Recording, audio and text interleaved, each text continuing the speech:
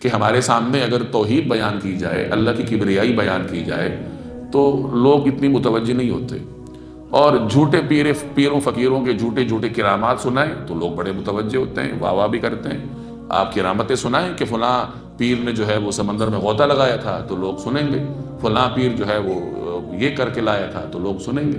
کرامات برحق ہیں، کرامات اولیاء برحق ہیں، لیکن وہ درست طریقے سے ثابت تو ہوں۔ اور پھر زیادہ زور کس پہ ہونا چاہیے؟ اللہ کی توحید پہ ہونا چاہیے۔ اولیاء کو اگر اللہ تبارک و تعالی نے کچھ انعامات دے رکھے ہیں تو وہ اللہ نے دے رکھے ہیں نا، تو اولیاء کی کرامات اپنی جگہ، لیکن پہلے یہ دیکھ لیا جائے کہ کیا وہ سچی بھی ہیں یا نہیں۔ ہمارے معاشرے میں تو ایسی عجیب و غریب کرامات بیان کی جاتی ہیں کہ ان سے انسان کا جو عقیدہ توحید ہے وہی کہیں دور چلا جاتا ہے۔ ہم لوگوں نے یہ تصور بنا رکھا ہے کہ نیک آدمی کو تو کوئی مافوق الفطرت ہونا چاہیے، اسے یعنی پانی پہ کوئی چل کے دکھائے تو لوگ اس کو سب سے بڑی کرامت سمجھیں گے۔ ایک بزرگ نے فرمایا کہ اگر پانی پر چلنا کرامت بڑی ہے یہ، تو پھر مچھلیاں سب سے بڑی پیر ہیں۔ اگر ہواؤں میں تیرنا یہ بہت بڑی کرامت ہے تو پھر تو یہ پرندے سب سے بڑے بزرگ ہیں۔ سب سے بڑی کرامت کیا ہے؟ کہ انسان سنت پہ عمل کرے۔ غالباً جنید بغدادی رحمہ اللہ کے بارے میں آتا ہے کہ ان کے پاس کوئی شخص رہا کوئی 10 سال تک، وہ کوئی ہمارے جیسا تھا، وہ یہ توقع کر رہا تھا کہ اب یہ حضرت اڑیں گے یا یہ پانی پہ مسلح بچھائیں گے یا یہ کوئی شکل تبدیل کریں گے، تو وہ انہی انتظاروں میں رہا ہوگا۔ تو 10 سال کے بعد اس نے کہا کہ حضرت میں نے تو آپ کی کوئی کرامت نہیں دیکھی۔ تو حضرت نے اسے فرمایا کہ یہ بتاؤ کہ ان 10 سالوں میں تم نے مجھ سے کوئی خلاف سنت کام دیکھا ہے؟ تو اس نے کہا نہیں۔ تو پھر فرمایا اس سے بڑی کرامت تم کیا تلاش کرتے ہو؟ یہی تو مطلب اصل وہ ہے کہ انسان سنت پر عمل کرے۔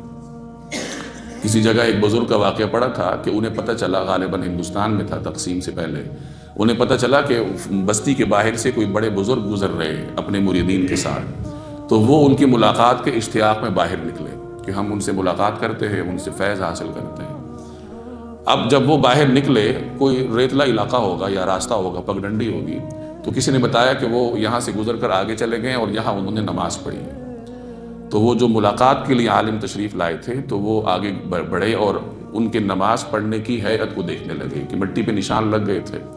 تو انہوں نے دیکھا کہ انہوں نے سجدہ اس طرح کیا تھا کہ ہاتھ کانوں کے لو کے برابر نہیں تھے۔ تو وہ وہیں سے واپس آ گئے کہ جو آدمی سنت کے مطابق سجدہ نہیں کر سکتا تو وہ کیا بزرگ ہوگا اور کیا وہ پیر ہوگا۔ تو اصل چیز یہ ہے کہ ایک آدمی سنت کے مطابق کتنا عمل کرتا ہے۔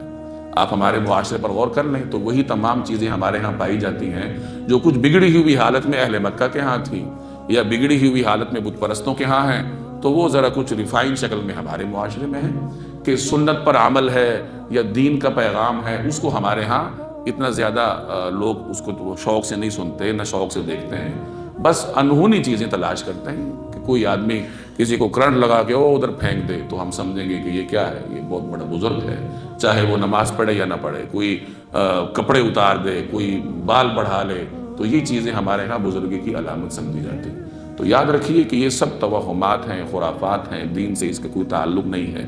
جو آدمی سنت پر عمل کرتا ہے وہ سب سے بڑا بزرگ ہے، چاہے وہ آپ ہی کیوں نہ ہو۔ آپ سنت پہ عمل کرنا شروع کر دیں، سب سے بڑے بزرگ بن جائیں گے۔